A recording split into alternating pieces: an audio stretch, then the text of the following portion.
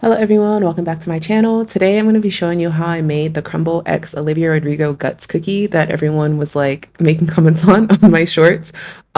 Yeah, here's what it looks like, and just let's get started in making it because it's actually not that hard. We're gonna start off by making our cookie. This is one half cup of sugar and 1/2 cup of melted butter. Well, not melted, but softened. And then like 2 tablespoons of brown sugar, and you're just gonna cream that together, and you want to get it super fluffy. And then we're gonna add in 1 egg or 1 egg yolk. I use the egg yolk and then just eyeball some vanilla extract and mix that together until it's well combined. Now it's time for the food coloring that gives the cookie that purple color. And this is where all the jokes came in because when I mixed it up, guys, look at it. Look, when I mixed it up, it looked purple. Okay, like it looked purple. I didn't realize that when you baked purple dye, it turns like a pinky meaty color, which is why people are like, it looks like bologna, it looks like this, it looks like that. Yeah, but it looked purple. And then I just added in my flour, which is 1 1/4 cup of flour, and then 1/2 teaspoon of baking soda and 1/2 teaspoon of baking powder, and then a 1/4 teaspoon of salt. Basically, just mix that all together and just add it in. And your dough is going to be crumbly, but you just got to squeeze it with your hands until it comes together. And then here is where I'm making the cookie. I just rolled it around in some sugar, and then I flattened it out because I wanted to get the size correct because Crumbl cookies are really big. So you have to make your dough a little bigger than usual. So there's me using a mug and just beating it down. And then I didn't have a star cut out, so I had to make some out of foil. And it's really simple. You just got to fold pieces of foil a lot of times until you get the right shape. But I cut out the star, and as you can see, my cookie started to crack, but it's fine because once you scoop out the middle part, you can just fix the cookie again because the dough is kind of crumbly anyway. So yeah, it all worked out. While the cookies were baking, I decided to make my buttercream, and it's literally 1/2 cup of softened butter again, and then 1/2 or 1 cup of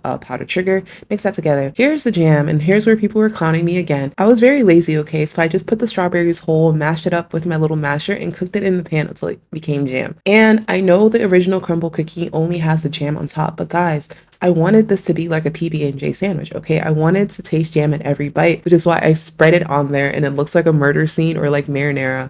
But yeah, you don't have to spread it out like I did, but I wanted jam in every bite, and I'm glad I did it. Then I took my buttercream, and as you can see, I am a struggle piper. I have never piped anything. Well, that's a lie. I've piped before, but I'm not very good at it. But I piped it around like a donut ring, and it was really hard trying to get it consistent because I made the buttercream and then I froze it, and then it was too cold, so I warmed it, but then it was still kind of cold. So you see me struggling. Anyways, I piped my buttercream, and then yeah, I piped the buttercream, and then I added more jam in the center because I wanted it to like kind of rise up when I put the top sandwich on. And it kind of did that, but it kind of didn't. And it wasn't to the level I wanted. So I just added more jam in the center because I wanted it to be full. And I wanted you to know that this was the official, cookie. And it looks really good like this. Now it's time for the sprinkles. I did clean up the sides of the icing because it wasn't as thick as I wanted to. But once I did that, I tried to roll the cookie in the sprinkles. And in case you couldn't tell, I gave up because it wasn't working, and I just did it by hand and stuffed all the sprinkles into every visible portion of white icing that I could see.